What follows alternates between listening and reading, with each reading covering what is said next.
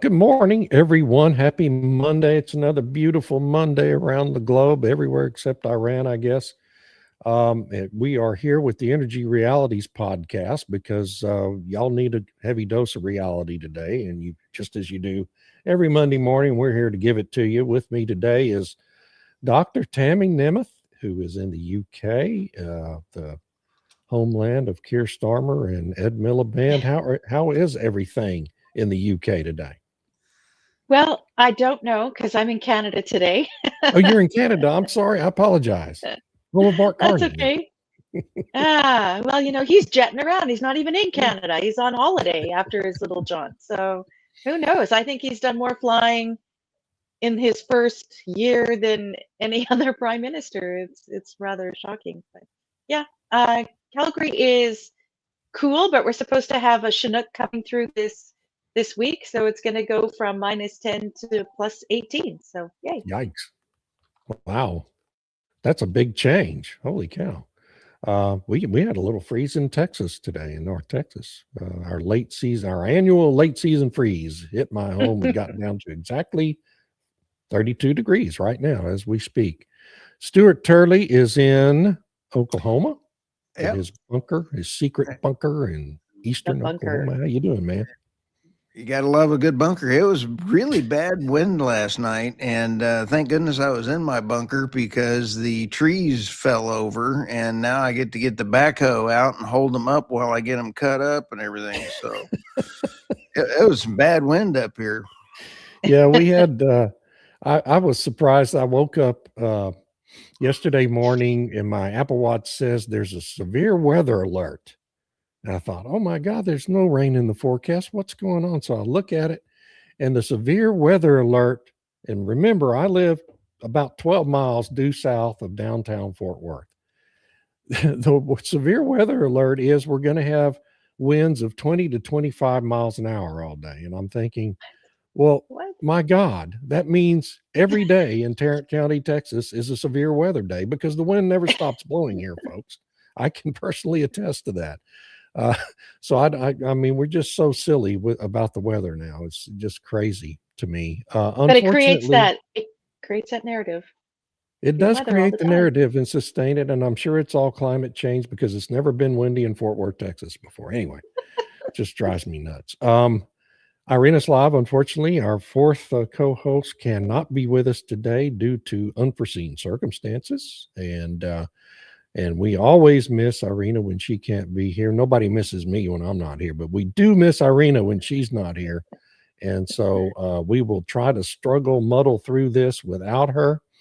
Our topic for today is energy security is center stage, which, kind of goes without saying right now with this conflict in Iran and the Strait of Hormuz having been closed for 2 weeks, taking millions of barrels of crude off the global market, although we seem to be muddling through fairly well.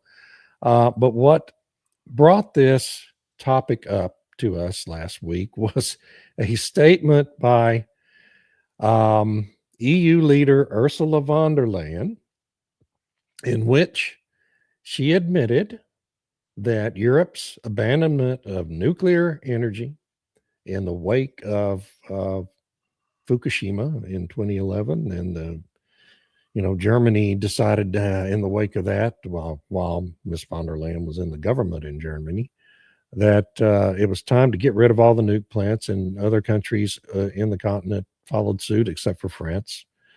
And now she admits suddenly, now that Germany has imploded its final 3 nuke plants, that was a strategic error. Tammy Nemeth, tell us about Ms. von der Leyen's own role in making that choice for Germany. Well, she was, I think she was like the Minister of Labor and Social something or other in the German government at the time. She was also deputy leader of the CDU, which was Angela Merkel's party, and she voted in support of it. And as the vice chair of the party, that means she's backing it up and everything else. And she never came out afterwards and said, maybe we shouldn't do that. She always told let's get rid of Atomkraft faster than ever. And then, when she became president of the EU, they started putting these conditions on new EU members, that if you want to ascend to being part of the EU, for example, Bulgaria, Slovakia, and Lithuania, they had to shut down their nuclear power plants. Now, the reason given was that they were Russian made and therefore unreliable, even though there'd never been an issue with them. And it was a safety thing. Now, what Bulgaria is doing is that they're now building, I think, Westinghouse nuclear reactors to replace the Russian ones. So are the other countries doing that? Are they swapping out their Russian reactors for that are perfectly fine? And is the EU going to pay to replace them? I don't know. But in any event, she supported that policy to phase out, and I'm sure they thought, well, those countries won't be able to afford new ones, so it'll be great. We'll have no more nuclear in the European Union or something, except for France, because France is going to do what France does. Yeah. So it's an interesting thing, and that's her position on it. But kudos to her to admit that it was a strategic mistake after all those billions wasted. Maybe they'll do Yeah. the same thing for the Green Deal. So, well, and that's it, that you get right to the heart of it right there. Because, I mean, the point is, Ms. von and the leadership in Germany and most of the leadership in all across Europe has for years now told us that we don't need nukes because we can just build windmills and put in, condemn farmland to put in massive solar arrays and cut down trees to do it. And by calling that decision to abandon nuclear a strategic mistake, isn't she also saying that we've been lying to y'all for all these years about we're able to replace all this with wind and solar? I mean, isn't that the essence of what she just admitted? That it's all a lie? Absolutely. Yeah. Which, who's been saying that for the last 4 years on this program? All of us. Every one of us. Anyway. But David, I did see a story. I forget where it was. I was reading a whole bunch of stuff yesterday where there was someone who's normally not a supporter of energy reality, but said, "Oh my gosh, we're in an energy addition, not a transition." And I thought, "Oh, he's been listening to you, David." Isn't I that can't remember who it wonderful? was. Isn't that, well, Yeah. you and me and Stu and Irina all have been saying that. I mean, it's been obvious for quite some time now. Stu, what do you think about all that? I imagine you have strong opinions. Whether anybody listens to it or not is a totally different subject. But your Substack, I want to give 2 shout outs this morning on Substacks. Blackman.substack.com. Your 5 top stories were actually priceless. And Ed Miliband, the Muppet, one biscuit short of being a Muppet, was absolute. That video you put of him, that man has the brain power of a potato bud. I don't understand how that man even breathes. It is unbelievable. I'm going to bring to the stage here my screen just for a real second here. Let me go to the first one. I want to give the Nemeth Report a shout out. This great authoress is out there. Canada's oil problems exposed, no SPR and pipeline bottlenecks. If we only had a phone line to her, what were you thinking, Tammy, when you wrote this? Well, I think one of the big stories last week, and I'm sure you and David will talk about it, was the announcement finally that the nations had agreed from the IEA to release 400 million barrels into the world market to help stabilize supply and prices and whatnot. And Canada's like, yeah, we're gonna tell our companies to start releasing their stockpiles and start releasing their inventories. And people were like, what do you mean? Canada doesn't have a stockpile. It doesn't. The companies have their inventories for normal market operation, and there's a sort of unwritten agreement that they'll keep X amount of days in there, but there's nothing mandated. There's no separate federally controlled SPR. And part of the reason is that when Canada negotiated its exemption from the IEA 90-day supply storage element, the argument was we have enough pipeline capacity that we can boost production and fill that, which will act like a storage to some extent. That it'll be able to go there, whatever, when needed. Yeah. But since then, our pipeline capacity has dropped, and we don't have any kind of surge.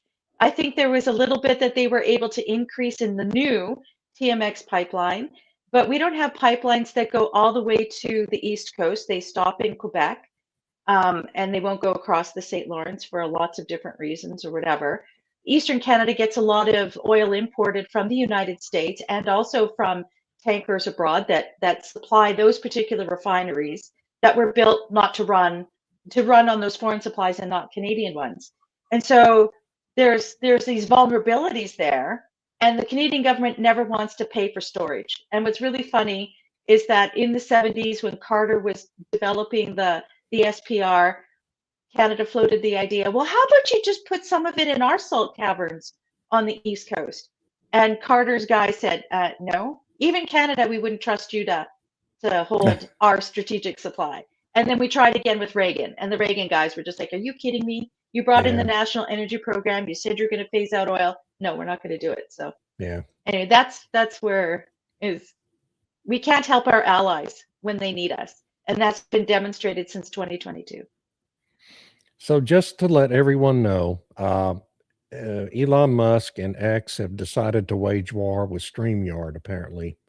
And if you've been watching on X, trying to watch this, you've been probably having an inconsistent stream on this podcast because we do use StreamYard. So you can also find us on our LinkedIn accounts and at YouTube, which is probably the safest way to view us. Unfortunately, I don't know, Elon Musk, we should all be grateful to him for buying Twitter and basically saving the First Amendment of the U.S. Constitution by doing so. But since then, he's waged war with Substack, limiting limitability of posts, links to Substack on X. And now he's doing the same thing with StreamYard for whatever reason. I guess he considers to be competition for his own streaming service, which is really bizarre behavior. But, with Elon Musk, you got to take the good with the bad. Anyway, so that's what's happening there if y'all have had an inconsistent signal. Tammy, I had exactly the same reaction when I saw that post by Mr. Carney, because I knew that Canada didn't really have a national petroleum reserve.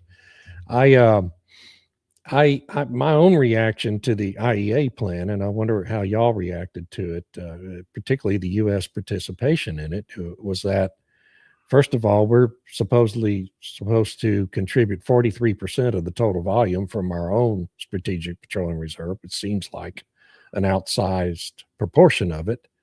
I don't know how the formula worked when they were determining those volumes, but as everyone, I think, watching this show knows, our own strategic petroleum reserve was dramatically reduced, the volumes in it, by Joe Biden so quickly that it damaged the caverns, some of the underground salt caverns in which the oil is stored. It damaged the integrity and their ability to hold the crude. And unfortunately, the Biden administration did nothing to try to repair any of that damage and left it all behind for the Trump Energy Department, led by Chris Wright, to deal with. And they've been trying to make those repairs. But in the meantime, it has slowed the ability of our country to refill our own reserve. And now we're going to dump another 172 million barrels. We're already down to 410. So that's going to take us down to 240 or so, which would be by far the lowest level in the strategic reserve since, I think, 1975, half a century. And that seems like a very questionable decision. by the administration, and I'm not, I'm generally kind of a cheerleader for this administration because I've agreed with all their policies. This one seemed to me a risky proposition. I wonder what Tammy and Stu think about it. I think the war in Iran is going to be over fairly quickly, and I firmly believe. I believe so. I'm hopeful. I'm a little too optimistic sometimes, but realizing that there's boots on the ground to go to Karg Island and seal the strait once that's done. I firmly believe new government approved by President Trump will change for the better from what I've seen.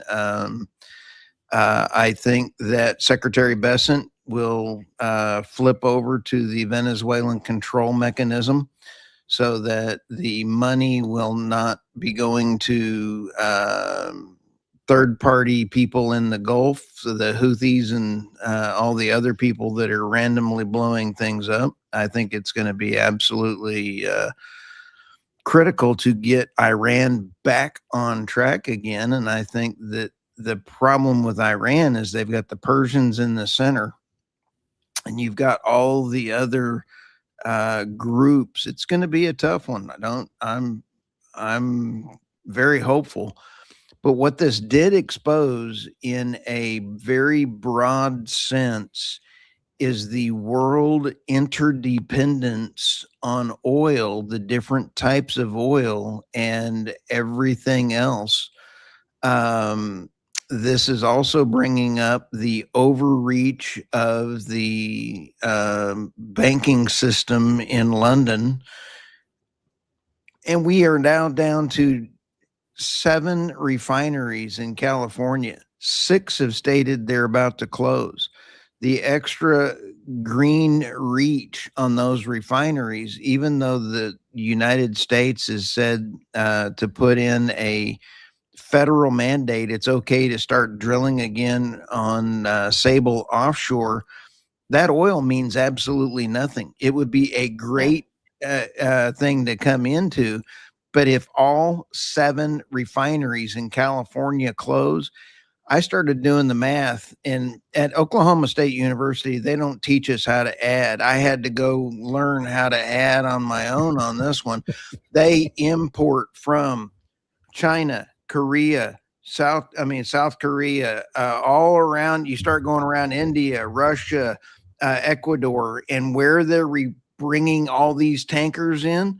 Holy smokes, California is importing in diesel, gasoline, jet fuel. It's unbelievable how much we are not energy independent as the United States. Energy dominance is not happening because of California. So what's the solution for the refineries then, David? Well, I mean, so there's a lot of issues. Refineries. One thing we saw right immediately, within 48 hours after this conflict beginning, diesel prices jumped up dramatically. And that has to do with something Stu mentioned up front, which is nobody's thinking about the various grades of crude oil, right? Because the market, what did it see immediately? The market immediately saw Iran's crude, which is an ideal crude for blending with other heavier grades of crude and lighter grades of crude as well. It's a mid-grade crude coming off the market. And what that meant was, if you don't have that Iranian crude available to blend with these other grades of crude, the first thing that you're not going to be able to crack out of the stream is the lighter refined products that come out of the stream, and diesel's right up there at the top. I don't want to try to explain. Well, actually, just simply explained, refining of crude oil and breaking all the various products out of it is just a matter of gradually heating up the crude oil.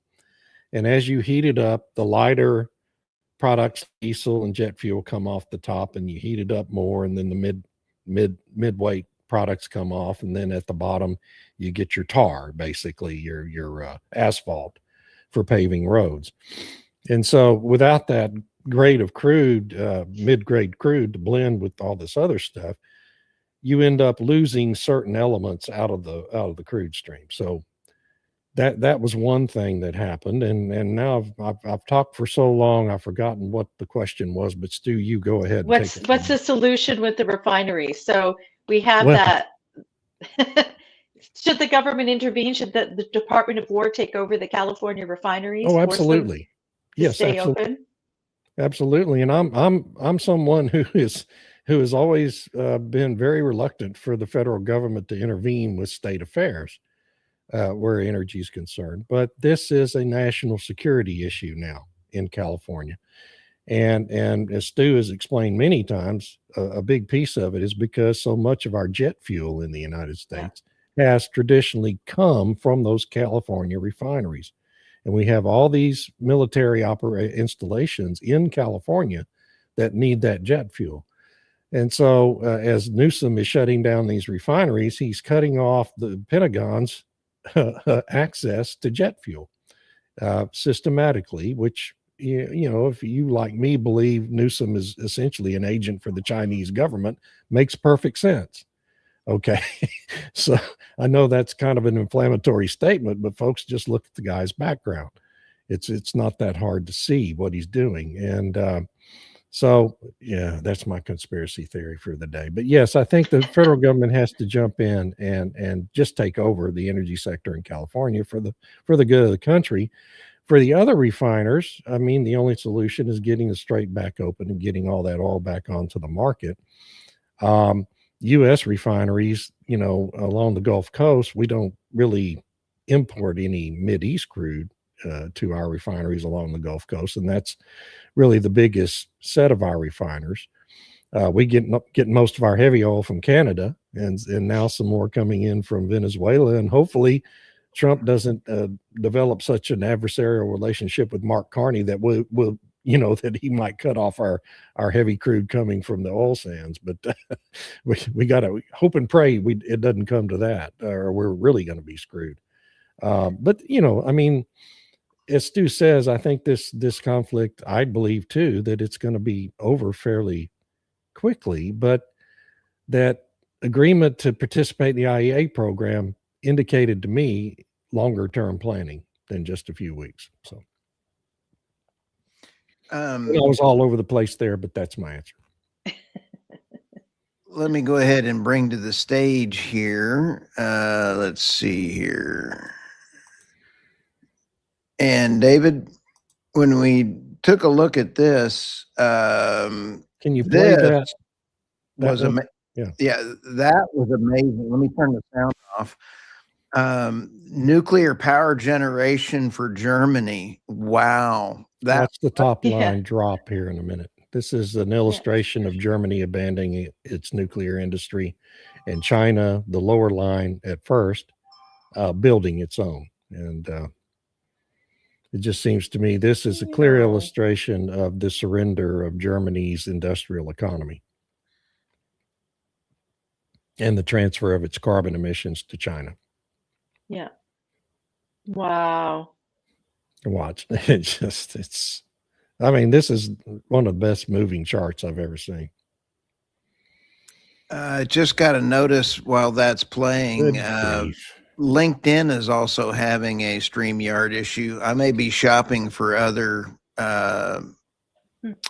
products to do streaming services for if StreamYard can't keep LinkedIn going either.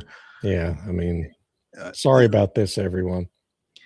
That just came in on your notice there on LinkedIn.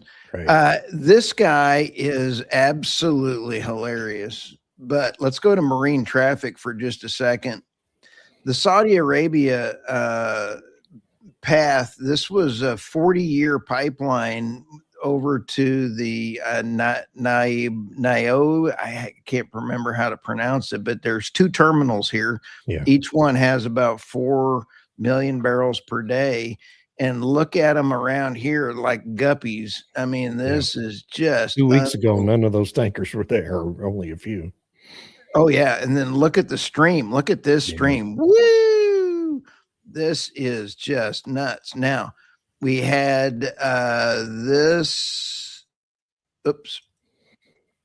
Where is I had it just a second ago. I had a video clip of a tanker. We've had several tankers go through this morning. I noticed that there were more this morning that had gone through. Yeah. So With their tankers are transponders on, which with is their first. yes, with their transponders on. So there is, I believe this may have been one. Yep. The Nora. I saw this one right up here earlier. So this one is en route and under power, and I saw it here earlier this morning. So they are rolling and they are going through the strait. But when we sit back and take a look at this, when Secretary Bessent drops, let's go look at Karg Island. When Secretary Bessent drops the Venezuelan control mechanism right here on Karg Island, and the United States starts brokering oil for Iran, you will see an entirely new world, because it's going to be the same control mechanisms. And all of the rest of the other Gulf states are going to be very happy, because right now the Houthis control this right over here, and they will be defunded to the tune of $2 billion a year is what that island was funding for the Houthis right here. So all of a sudden, oil tankers are going to be freed up around the world. Well, and that's the thing, the Houthis made a lot of noise the first 72 hours of this conflict about, attacking tanker traffic. And they haven't fired a shot as far as I've seen. Nope. So I don't know if that's just the cutting off of funds from Iran or exactly what has driven that. But, if the Houthis decide to start lobbing missiles at those tankers, then we're going to have a problem in the Red Sea too. Yeah. Because it takes quite some time for a single tanker to get through the Suez Canal into the Med. All that traffic can't go through the Suez Canal. Anyway, sorry, Tammy, I interrupted you. That's okay. I love all the details you guys are providing, especially the tanker traffic and, what could possibly happen with the Houthis. Are they mining things and then suddenly ships will be triggered or something? Who knows? But I think we have to kind of step back a little bit and take a broader perspective, because it's like energy security was forgotten until Russia's invasion of Ukraine. Then everybody was like, oh, energy security for Europe, we got to pay attention. And nothing happened. And then this happened. And Mark Carney and others go around saying that the world is unstable, the leadership is unstable, we don't know what's going to happen, everything's kind of unreliable, and there's lots of instability. So then that implies crises might happen more often, or, there could be crisis happening when you least expect it, like now. And yet, what has been the energy policies of all the Western countries? There's the climate alarm type of people have this narrative now. See, we should have more wind and solar. Right. Oil's unreliable. We're reliant on the Middle East, which is a powder keg, and we need to stop. And I'm all for diversification when it's strategic and works. And you can't run a jet on solar power. I mean, jets aren't electric. Tanks aren't electric. So if you have a military, it still needs hydrocarbons in order to operate at a strategic and tactical level. So all of this sort of energy security is vital to national security. This is something the Western world, except for maybe America, had forgotten. That's true, and it's a shame, because we saw, even after von der Leyen made that statement last week, the very next day, Friedrich Merz, who is the Chancellor of Germany, made a speech in which he said, yes, it was a mistake to abandon our nuclear industry, but we can't go back now. Yeah, it's too late. We can't recover that. And I'm thinking, wait, why? Why can't you They build could. new nuclear plants? What's preventing that?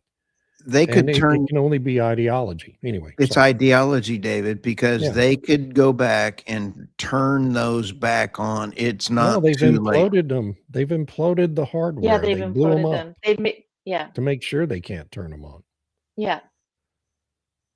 Well, build the new cooling towers again. That would be cheaper than putting in a whole new reactor base. You can start there. Look, I've done a lot of things, and calculating out putting in a cooling tower is cheaper than the whole base for the thing there. Well, but Cooling I thought towers are they not. had disabled the generating equipment as well. I don't know. But when you sit back and I take mean, a look at it, it's actually moronic when you sit back and take a look at it. well, it is. It's crazy, but it's ideology, and that's it's a religion. Let's be honest. This is a religion that's not gonna surrender voluntarily. It's just not.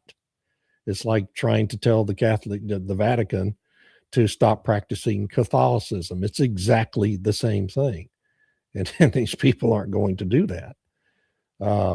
So the people in Western societies are either going to rise up and force it to end, or you're just going to end up vassal states. Speaking of And America's not immune to that either. No, speaking of rising up, I love what's going on in Hungary. It seems like Orban has really got people fired up, and he seems to be a leader for his people. Hats off to him. Yeah. I don't know. I've heard mixed reports about what's happening during this election campaign. The Yeah. EU is funding a lot of money behind his opponents, and there's a lot of smear things happening, and the I think foundations, our favorite ones, are operating there. So I think you just hit a key point. The EU does not like him because he stands up against them, and they're funding opposition bull hockey. yeah, just like they did in Romania and what they did in Bulgaria and Slovakia. I want to go Poland. back to something that got lost in all of our excitement a little bit ago about X, and now LinkedIn also messing with us. The best place to watch this show, folks, is going to be YouTube. Like it or not, going to need to go to Stu Turley's YouTube or my YouTube or Tammy's YouTube to watch this show going forward until we can find a different tool. Or our Substacks. Yeah, or our Substacks. We'll be posting this to all of our Substacks later today or early tomorrow, depending on how slow I am getting to it. But Bob Quigley, while we were dealing with all that, and I missed it until now, says per Exxon, we're extracting 100 million barrels daily, depleting reserves 15 annually, which is 2 times faster than IEA predictions. And what he's referring to is we haven't invested enough. We're $1 or $1 trillion short in investing in finding new reserves, thanks to all the ESG fever swamp thinking that caused financial institutions to withhold funds from oil companies to find new reserves since the Paris Accord was signed in 2016. And we are short, and we're going to have a real supply crisis in about 5 years, maybe sooner than that, on oil markets. Right now, everything seems to be hunky-dory once we get the Strait open. Before this all started, we were probably 2 million barrels a day oversupplied on the crude market. So everything seemed great and beautiful, and prices were going down. But in a few years, that situation is almost certainly going to reverse itself. And only the United States appears to be intent on, pouring billions and billions of additional dollars into the oil and gas business. Middle East does too, but I'm talking about OECD countries. None of the other OECD countries seem to be at all concerned about this, and I think it's something everybody should be extremely concerned about. Exxon's a lot smarter than the IEA about oil markets. 90% of the world's oil and gas is out of depleting oil fields. The number that I've seen that is not talked about much, David, is $4 trillion is needed in order to put back into it. So I'm a perma bull on oil prices. It's a matter of when, as far as when the price goes up. I applaud the Saudi leadership and Saudi Aramco leadership. They just put out last week that oil demand will be increasing again. So it is a very big issues. And there are lots of oil. It's not that there's not oil out there. It's where is it and where can it be affordably extracted? I think Francis Moore has an outstanding point. Yes. Yeah. We have a huge Falkland field ripe for development. That's true. The question is, who's going to develop it? Argentina may have to steal the Falklands back in order for that to be. And apparently, they're thinking about it. Well, because the UK wouldn't support Brits it. Can't get a ship out of their ports. They may consider trying to do that soon. But yeah, I mean, it's not going to be developed as long as the UK and Ed Miliband are in control of it. Now, the government in the UK could change, and that could change as well. Yeah, but it's at least another 2 or 3 years before there's another election. Yeah. So I was thinking of. Yay, Hi, Irina. Whoop, we can't hear you. Can you hear me now? Yes. Yes. Oh, I just wasn't speaking. Oh, okay. Okay. Well, we are having a lively discussion here. We're all over the place because I'm a terrible moderator, but I'm sorry, it was my turn. Not that I'm a better moderator or any good. Okay, we're going to stick you with it next week then. Yeah. But we've covered a lot. What I guess since you have just, I'm sorry, Tammy, we interrupted you. You finished. No, first. it's okay. I was just going to say, because we were talking about, David was talking about we're lacking investment to keep the oil from running out, basically, because the reserves are being used up, but they're not. The new finds aren't really replenishing anything. And why is that? And there's been this discouragement of investment in oil and gas development, especially by Western investors, since the Paris Agreement. And if you look at what the Net Zero Asset Owners Alliance released, I think it was last week or the week before, they specifically say, buy into companies and then don't give them investment money to develop new fields. Yeah. Like no more new stuff, help them phase out. And so this is the mentality, unfortunately, in a lot of the investment people, the institutional investors and whatnot of the Western countries, where they don't want to have more resources. They don't want to have more reserves. They want to just phase out what we've got. Yeah. I mean, that's my little rant. Did you mention the speech that the UN's top climate guy was going to deliver today to European officials? We haven't. Why don't you talk about that? Yeah, yes. I actually mentioned that on Substack. It's lovely. There was a Reuters report in the morning talking about his prepared remarks. And guess what those remarks were, people? Those remarks were to berate the European Union for being too reliant on oil and gas. He was going to use the issue of energy security as motivation for even more wind and solar, because wind and solar, sunlight does not depend on some narrow, vulnerable strait. Yeah. Which we knew was going to happen. Be cloudy, you just got to have no clouds. That's a different thing. He doesn't care about that. But I was wondering when I read these remarks, and I wrote about it in my Substack for today, what amount of wind and solar will be enough, according to these people, to make the European Union, which is not a country, energy independent and energy secure? And I don't think they have the answer. They just know one song, and that's more wind, more solar, oil and gas bad. They have built so much over the past 10 years, especially. Why is it not enough? Well, it's never going to be enough. Europe is as reliant as it was before on oil and gas. How did this happen? It's just rhetorical questions. Yeah. Well, I mean, and we did talk up top. I mean, we hadn't talked about that though. Thank you for bringing that up. But up top, we mentioned Ursula von der Leyen's statement last week that About nuclear. abandoning nuclear was a strategic error. And yet she's the one who for the last 10 years has been telling us all, well, we don't need nukes because we can just replace them with wind and solar. And doesn't that statement she made last week, isn't what she's really saying is, well, we've just been lying to y'all all this time about that. It's not true. Nothing we've told you is true. Yeah. I mean, there's no other way to interpret it, right?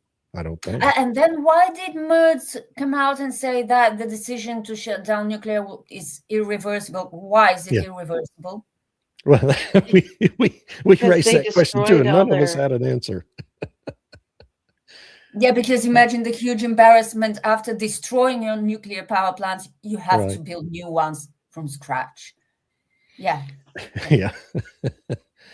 So we have a new viewer here, new here. WTF do you people talk about? Figure it out. Okay. And Francis Moore, I have faith in horizontal drilling to extract more oil and gas from oil and gas field. Yes, I do too, actually. And in fact, so 7 years ago in the Marcellus Shale, we were drilling wells. Tim Stewart at USOGA talked about this last week in a podcast Stu and I did with him. 6 or 7 years ago in the Marcellus Shale gas field, horizontal well that would go maybe 2,000 feet horizontal would have 3 or 4 frac stages. Now we are drilling wells in which the horizontal is 2 to 3 miles long and has as much as 300 to 400 frac stages. Okay. And that's happening with the industry all over the country in these shale plays. And it's why the United States has continued to increase overall production month after month, year after year, despite a falling rig count, because we're getting more out of every well we drill, even though these are supposedly not the prime drill sites anymore that we're drilling. We still get more oil out of them than the supposedly prime sites 10 years ago. And that's, some people, even really smart people in the industry, seem to think, well, technology is not going to continue to improve. And that just defies the whole history of the whole damn industry for 170 years. Technology always continues to improve.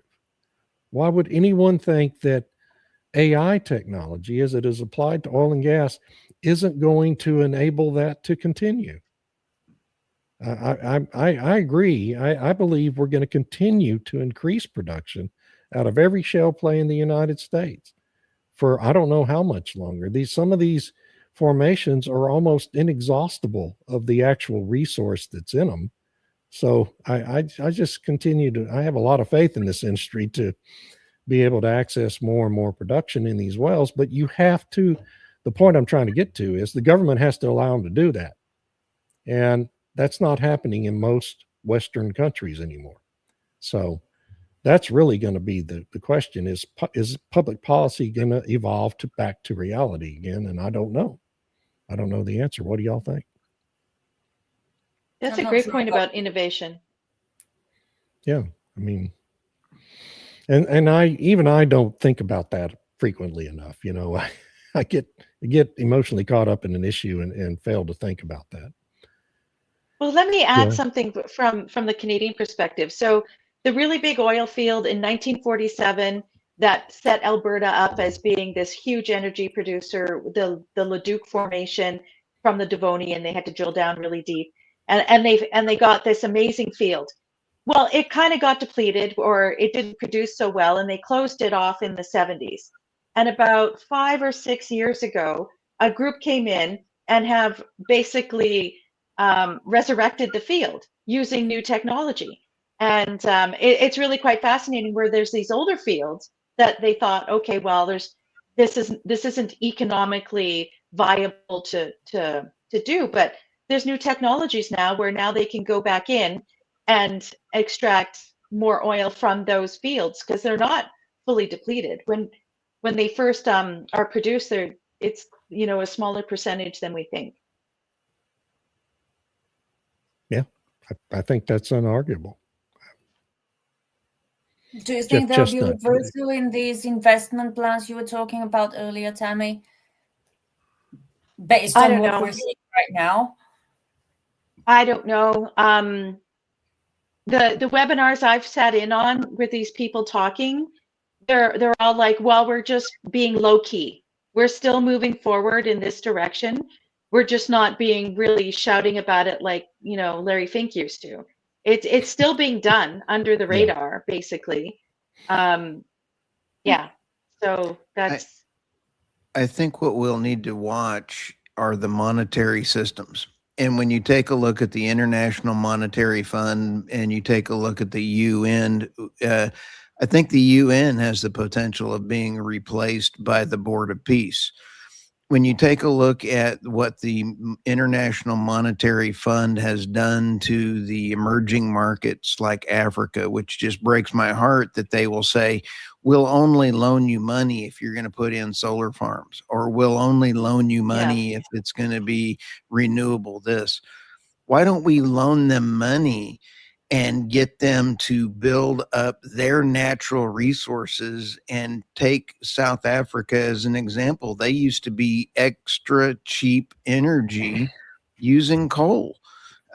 Take a look at, one of the great African leaders right now is NJ Anook, and he's with the African Energy Chamber, and he's actually trying to do what's right for Africa and not tie financial ties to renewable, but let's tie it to the cheapest energy we can produce with the least impact on the environment. Let's define the least impact on the environment and get after it. And until we all sit back and realize that's the real discussion, people are going to be throwing bull hockey around. Yeah, I don't disagree with that at all. Well, China was going in and offering these countries reliable energy funding and building it for them and stuff. So, wait, whoa. China was going in and delivering reliable energy to these no, let me explain what China was doing. China was taking Belt and Road she's talking about. China was taking oil from Venezuela and Iran, and they're buying it at $20 below what the price is. Then they turn around and they give the money back, but they inflate the goods and services from China. So they're actually making retail dollars on what they sell back to those countries. It's robbery. Anybody that doesn't understand what's going on with China, the Belt and Road, and robbery of these countries is actually not paying attention. Sorry.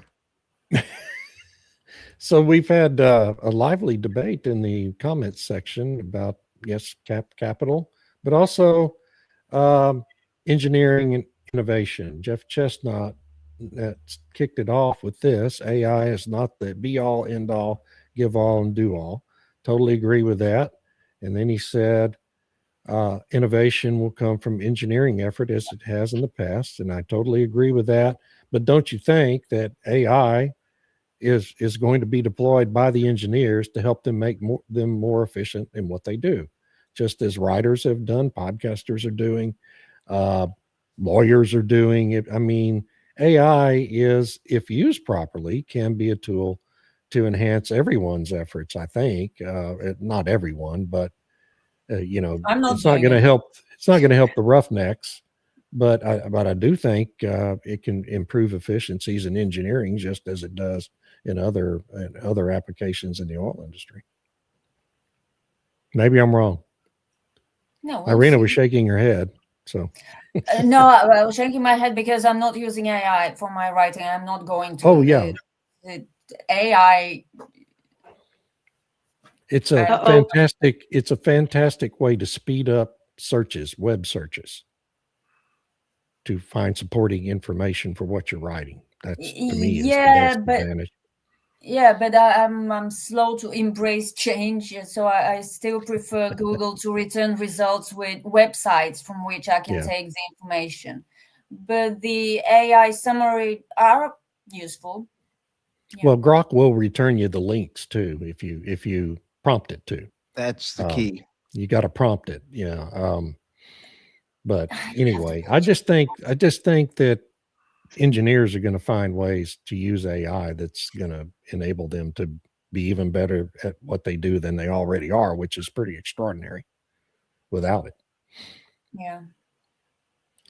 Well, since Irina missed so much of the of the discussion on energy security, Irina, what do you think is the future for the European Union in energy security? Are they gonna, listen to what the UN guy says and yeah, let's triple down on wind, solar, batteries, or are they gonna see some sense and But they will probably triple down as a knee-jerk reaction because, as I've said before repeatedly, they're really scared of admitting they were wrong. They have spent so many billions of our money on something that doesn't work, and just coming out and admit, you know what, we shouldn't have done it. This is out of the question because they'll be voted out or kicked out immediately. Yeah. But I think that right now we are having to face facts that the continent, like all other continents, is still very much dependent on hydrocarbons. The leaders, the political leaders, will definitely try to ignore this, to pretend it's not happening, and push for more wind and solar. But as wind and solar get more expensive because of the oil crisis and the gas crisis and the everything crisis, how are they going to keep pushing it? How are they going to justify even more money being spent on that when they have been promising for years that it will bring cheaper energy? It will bring down electricity bills. This is not going to happen. It wasn't going to happen even before the crisis, but now it's just going to get a lot more expensive. I have no idea what's happening in their heads, but if there is an ounce of rationality, of reason somewhere in the upper echelons of power in the European Union, they better start, using it. Yeah. I wonder if elections even matter anymore, though, because of what happened in the UK. We love to make fun of Ed Miliband because he's so easy to make fun of and such a rich target. But the truth is, the Tories were doing exactly the same thing, just a little slower. They're like country club Republicans in the United States. They have exactly the same philosophy as the liberals. They just were trying to do it a little slower to pretend to be conservative. Even if you have an election where there's a big change in the government, is anything real going to change, Tammy? That's my question. For our podcast listeners, well, what did Liz Truss say when you? I just kicked off Ed Miliband. Why would Ed Miliband, who is one step away from being a Muppet, go on a set that looks like a cartoon character? You just can't buy that kind of entertainment. Anyway, I just had to show that to our podcast listeners. So sorry. That's pretty funny. Well, what did Liz Truss say to you guys? I mean, that was great that you had an opportunity to speak to the shortest lived prime minister in the UK. I was pleasantly surprised. I was very surprised by her. I've got her book now. I'm going to be reading it, and I actually applaud her. She confirmed some of my conspiracy theories that are not conspiracy theories. And it is one thing when you can sit back and sit here and be a podcast host, but when you talk to a former prime minister, she actually is the real deal. If there is a resurgence, I gave Catherine Porter a shout out and said, boy, she needs to be in your energy cabinet because she can run circles around Ed Miliband. So, I applaud Liz for getting her book out and getting her show out there. So it was a fun podcast. But wasn't, and she was the shortest lived prime minister. But wasn't the main reason for that was that she was trying to reverse all this craziness on climate change? I mean, it The wasn't that deep state one of is the main very, reasons why she was forced out? the deep state is very deep in the Yeah, UK. very deep and wide ranging. It is very deep, and it's even deeper than it is deep in the United States, and it's really sad. Yeah. Well, somebody entrenched. earlier made the point, and it's correct, that LinkedIn sucks, and it's not as bad as Facebook, but it does suck. But one of the reasons why LinkedIn sucks and censors people is because its owner is heavily tied in with the deep state in China. So, I mean, just to illustrate how wide-reaching and deep it is, that's one of the main reasons why it's such a struggle with LinkedIn for me and anyone else who doesn't toe the climate change line.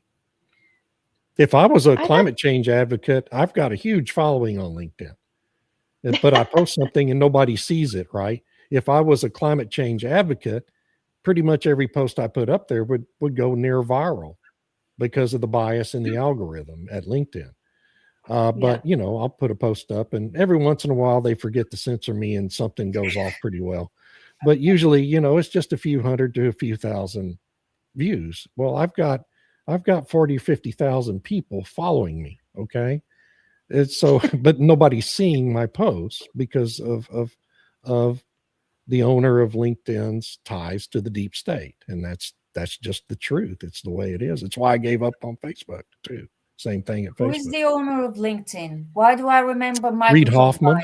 Reid Hoffman. No, I thought he sold it to Microsoft. He sold it to Microsoft. Well, no. He's still a big owner, big shareholder in it. And Microsoft is exactly the same thing. Okay. And Hoffman's not only deep state, he was a longtime pal of who? Jeffrey Epstein. So let's just get it all out there since they're censoring me completely today. So wow. Anyway. Yeah, Microsoft bought it in 2016, but it operates as an independent entity within the Microsoft. And who's on the board? Oh, good question. The current CEO is Ryan Roslansky. Yeah. But Hoffman's on the board. Yeah. And for a long time remained chairman of the board. I don't know if he still is. Yeah, I don't know. The sad part about censorship is my website is now getting 2 million people a month on the site, Energy Newsbeat. Right. That's the only way that I've been able to survive. And the censorship that's out there just drives me nuts. Yeah. But it just is what it is. It's a little less pervasive on X than it is anywhere else. But yeah. Yeah, depends on the day. Yeah. But we will need will need to ask for our folks because of quality production. I've noticed a huge change in production quality when we do a production and then we put it out post-production. I love having the comments. I love the interaction from the people, but we need to sit back and really say, with the production problems, do we go to a recorded event and then try to figure out a way to do this? Because this is a real problem that is coming in from X and LinkedIn, and just say to everybody, we're going to be only on YouTube Live. I just need to ask, just from a production standpoint, and then post it out on LinkedIn, post afterwards or X afterwards. I'm really not wanting to go to X anymore, live anymore. I'm posting my stuff out after I do a production, if that makes sense. It seems like the numbers are going up dramatically when I do it that way. Well, that may be the only way to do it in the future. Just have everybody find us on YouTube and watch it there. And then we'll post it out on our Substacks. Yeah. But then sooner or later, YouTube's probably going to do the same thing to us. Anyway. It's amazing they haven't already, quite honestly. I don't understand it, really. Don't tell them. Don't draw their attention.